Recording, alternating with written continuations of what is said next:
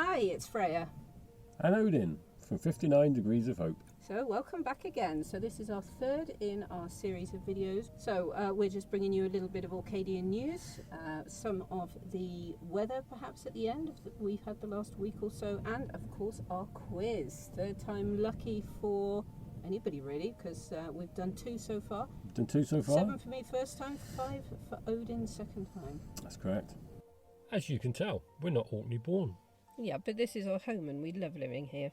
Which is why we're sharing it with you. So today we're in a different location here in Orkney. No one's guessed the others yet, so we're making this one a little more obvious. Yeah, we hope. This is your GeoGuessr bit. So comment below and tell us where we are. If you guess right or just get close, we'll give you a shout out in the next video. This view we've got for you here might look fairly calm, but it's actually a really windy day. Yeah, the grasses at the front here give it away a bit if you look. We nipped to some nearby places to show you just how rough the seas are today. You can see the waves breaking up against the rocks here, splashing passing cars if they're unlucky. Generally the seas are just rough today. When it's like this, some of the inter-island ferries can even be cancelled. It's not the kind of weather you want to be on a ferry. Just so you know, yeah, these boats that you can see wrecked in the water in front of us, these are not unlucky ferries. They're from many, many years ago. And they're one of your clues for where we are today. Okay, so back to our view. So this week we're starting off with the headline from the Orcadian. Deja vu, disaster hits Hope firm. Scotland second Pentland ferries grounding prompts calls for answers ASAP. Yeah, there's a bit of a hoo-ha about this. It's the second, well, disaster is a big word, but it's the second incident involving the ferry company. It's a locally owned ferry company as well, twice now in a year, so that's not good. And it grounded. You did. There was a mayday call from the catamaran which alerted emergency services to the incident, which was on April the 29th. There was reports of a fire in the engine room. It was subsequently extinguished. It was followed by a grounding with 72 people on board, and soon members of the Coast Guard, RNLI, police and ambulance were all in attendance. And everyone was very good. There were some really good reports about, you know, how helpful all the staff were and what a great job they did. But obviously it's not good that they had to do that great job. Yeah, so basically the Pentalina with the red stripes is the boat that used to run regularly from the Hope over to the mainland, and then it was replaced by the MV Alfred, which was upgraded, more efficient, that kind of thing, a cleaner boat ecologically speaking. Which company was it? Pentalina has been chartered by the government-owned Caledonian McBrain Ferries. Yeah, I think you mean the Alfred was chartered. I do mean the Alfred, yes, was chartered, and so that's why the Pentalina was put back into action, and she was just on her 4th day back. Yeah, only when the this 4th happened. day. So yeah, everybody was fine, nobody was injured. They rescued everybody, including I think half a dozen dogs and several children.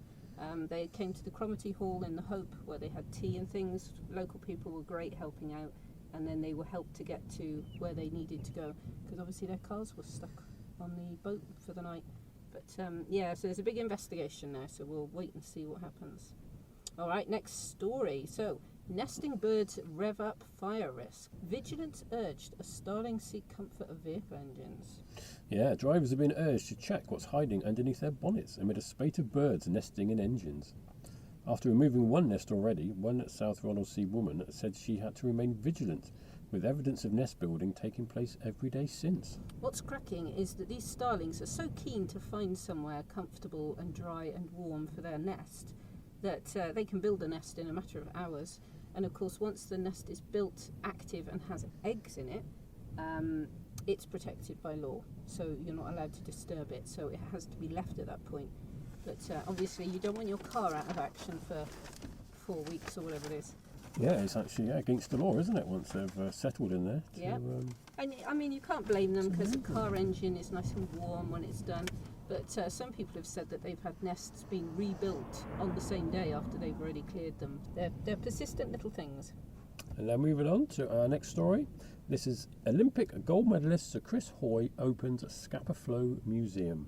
Yeah, nice to see him back. So we did something about this last time, and there was a painting that was done called Hoy on Hoy by Hoy. So it was Chris Hoy on the island of Hoy, and it was by a painter also called Hoy. That's right. And yeah, it was a really good story, but he's actually been now. Yeah, he fulfilled a boyhood ambition last weekend when he finally set foot on his island namesake. He said, "It's been such a long time coming. I've wanted to come to Orkney ever since I was a little boy. Ever since I found out there was a place called Hoy, I was fascinated by it." So yeah, Chris Hoy, he has an Orkney chair, taking pride of place in his living room. Orkney chairs are a specific kind of chair only made here, and they have basically a high back woven from grasses, and the back of it kind of curves round your shoulders to help keep away drafts, which makes sense in a windy place like today. As you can see, it's a very windy day today. And the Scapa Flow Museum saw over 11,000 visitors last year, and it's received over 2,000 in the last month alone. Yeah. There's a lovely picture of him with Orkney Cycling Club, and of course all the kids and things got to have a cycle with an Olympian cyclist, so quite a day for everybody, but he's a nice chap, so yeah, good for him. Okay, so next one, prodigious violinist to join Camerata in concert. This is a nice one. Amy Lamar grew up on Chapinsay, which is one of the islands here. And she's joining Camerata as a soloist now. She actually played in Chapinsay Music Group when she was younger, but now she plays with several ensembles and orchestras, and also in a duo. So yeah, it'll be quite a nice concert, I think. Okay, the next story is from the farming section. Can Orkney farming boost organic credentials? A Sandwich farmer has no regrets after a decade after going green. So 10 years after taking the plunge and turning his back on artificial fertilisers and chemical sprays, Stephen Wiley hasn't looked back. He said, "Never before has there been a greater focus on food security, sustainability and climate change." Yep, especially true for everybody in the farming industry. Now the Scottish Government's pushing for the country to double its organic farmland by 2026. Which I think some people feel is a big ask, but yeah, it's great to see somebody having such a positive experience with it, and hopefully more farmers will take the plunge, as they say, and give it a go. It's got to be better to be organic if you can. I understand the kind of cost implications for farmers, and you know, not an easy thing to do and get that accreditation, but yeah, really good experience, I think. A great story. Yeah, Stephen says even without the financial incentives available to farmers to begin working organically, he insists he would not change his method of farming in what has evolved into a low input, low cost system. Sounds pretty good. Okay, now the next one is to do with the day that we are filming on. So we're filming on Saturday, and this is the day of the King's coronation. So yeah, it's a big day, and what we have here in the paper is they reported all the pageantry from other coronations and royal events through the ages. So there's some fantastic old photographs here from the time of Queen Elizabeth, obviously, the late Queen, George V, George VI, Edward VII. So yeah, all sorts of great stories of different places in Orkney celebrating. And yeah, it's good to see. I love seeing all the old, I nearly said costumes, but all the old outfits that they wore and things. So yeah, nice little story. And our next story is Donald, the London cat loving Orkney life. He's such a cutie. This is Donald the cat, who just 6 months ago was living as a stray on the streets of London and is now living the high life in Orkney. He was discovered by a Scottish woman who gave him the name Donald, and he was rehomed by the stray cat charity Inner City Kitties. Yes. Now he's got a condition called FIV, I think, and so he can't just roam freely outside. But his owner takes him on a lead, and he explores the beaches and rocks and things, and is living a right old life, having a great time. Imagine going all the way from the streets of London to Orkney beaches. That's a bit of a contrast, isn't it? It's a slight contrast, yeah. Okay, and our last story then is Orkney keeping cool to clinch the Sevens titles. The home favourites overcame the Fijians in a hotly contested final at the packed-out Picky. Orkney won their 54th Orkney Rugby Sevens, overcoming visiting Army side 3 Scots, 31-12, to win the title for a 4th consecutive time even. The Festival of Rugby also saw Caithness A top the women's 4-team competition, beating Orkney Dragons 19-0. Fantastic. I think it's a great kit they wear, I think. Very distinctive, and yeah, they're definitely a hefty bunch of lads there. I wouldn't want to be up against them on a rugby pitch. But yeah, they did a great job. Sponsored by the Orkney Brewery as well. Yeah, making some very good beers. And now, drum roll time. Yeah, drum roll everybody, brace yourself. So get ready, because you can sing along with this one, as it were, and answer as well. See if you can get them before I do. So yeah, now I haven't seen this before. Odin keeps it very safely guarded from me. Even if I was tempted to cheat, I couldn't. So yes, so let's see how we do. So I'm on 7, and Odin got 5 last time. He did have some tricky questions. They were tricky, I think most people would agree with that. Oh yeah, you were robbed. Let's see how these are. Are you ready? I think so. Question number 1. Which road sign is the only one in the UK to be octagonal and coloured red? Oh my word, what is that one? Well, I mean, most of is it the basic stop sign? Is it a specific one? No, it is the stop sign, correct. Oh, yeah. Question number 2. In the world of business, what is the CFO of a business? I believe a chief financial officer. That is correct. You. Question number 3. Which name is given to a part of a bell tower or steeple in which the bells are housed? That, Mr. Odin, would be a belfry. That's in the belfry, that is That's in correct. the belfry. Question number 4. Before becoming the presenter of the Crystal Maze, Edward Tudor Pole fronted which punk band? Ooh. Now you see, I should know this because I've seen him present that, and I know it was mentioned.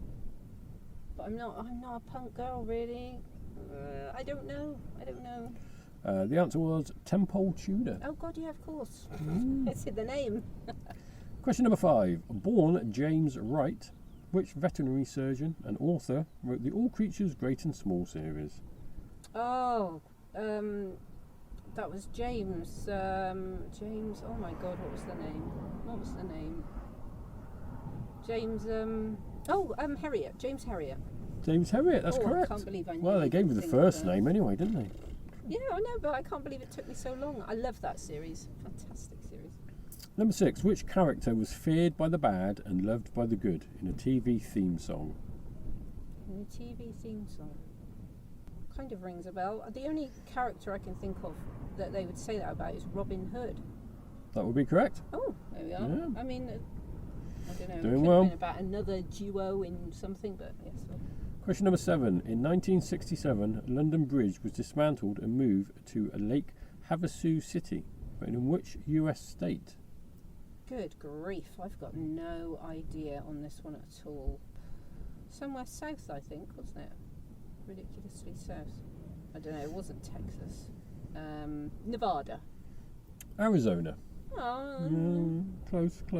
I don't know where I made that noise. Is it relevant? Number 8. Which pigment is responsible for the brown colour of a suntan?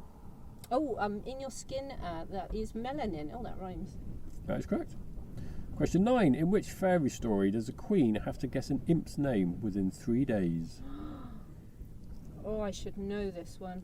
It's where they were spinning the straw into gold. There's so many. I should know this. I've seen it. Have to rush you. No, don't know. It's Rumpelstiltskin. No, of course. Rumpelstiltskin, yeah. And final question number 10. In chess, what is the maximum number of squares that the king can move in at any time? Oh, hang on, because I'm going to need to count these. It's 1. It is 1 square at a time. 1 square. Poor king. Let's have a look at that. Once you get close to the king, you can only move 1 by square. my reckoning, you've scored 7. Oh, and nicely done to the Peedie Quiz people as well for having a question about the king for the coronation week. Yeah. Respect, that's nicely done. I really realised that. Right, okay, let's see what you scored then. Road sign. Yes. You got the road sign. I did. Stop. CFO. You Yep. got the CFO. The bell tower. Yep. You got that. Crystal Maze, you didn't get Edward Tudor Pole. Yeah, well, I don't know if I'm ashamed of myself there because I was never into The vet, James Wright, you got. It took you longer than it should have done, but yeah, you got that bad, one. wasn't it? Robin Hood you got, even though you didn't think you got it correct, so Yeah. shouldn't really count that. Whoa. London Bridge, no. Picked the wrong state for Yeah, that well, there one. are 50 of them, to be fair. Which pigment's responsible for the Yeah, I did suntan? that. Got that one. Fairy Story you didn't get, did you? Rumpel No. Stiltskin. And Chess you did get. So, by my reckoning, I believe you've got 7 this Healthy week. 7 again. All right, well, I can. A healthy I can do 7. it. Yeah, I'm happy with that. That's okay. They were easy, so yeah, 7. Yeah, I do think you did have a rough ride last week, but then you only know them if you know them. This is So, true. This is true. Yeah, just saying. Just saying. Okay, so moving on. What's the weather been like this week? It's been up and down. I mean, we've been getting periods where it's been starting to seem as though spring stroke summer is on its way, and we've had the odd nice day. We've had some really quite mild days, haven't we? Where you Yeah. thought, oh, that's quite nice and warm. I hope you can see today, guys. It's pretty windy today. It's windy, it's misty today. We'll try and get some footage from a bit further up. We can see it going into the North Sea, and it's really quite. Yeah, I mean, it's not heavy cold, waves. but it's windy and it's misty. So hopefully spring stroke summer is just around the corner. Yes. We always get these times. You know, it was a bit misty earlier. Now, something we have to clear up straight away. The camera died. The battery went on the camera. We had to go home and recharge the battery and then come back out.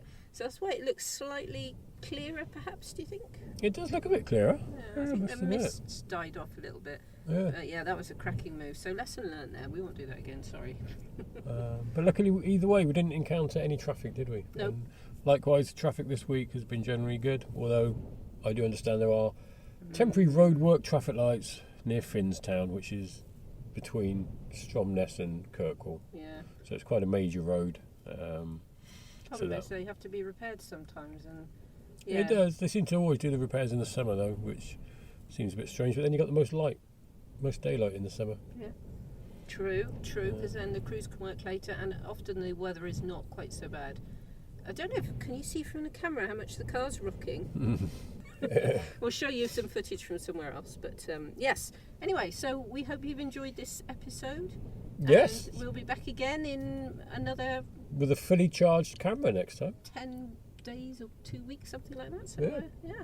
Okay, have a good week, everybody. I hope you enjoyed the coronation if you watched it, and if you didn't, then I hope you enjoyed not watching it. I believe Freja was on the whole of Channel 4 It today. seemed as though it was, yeah.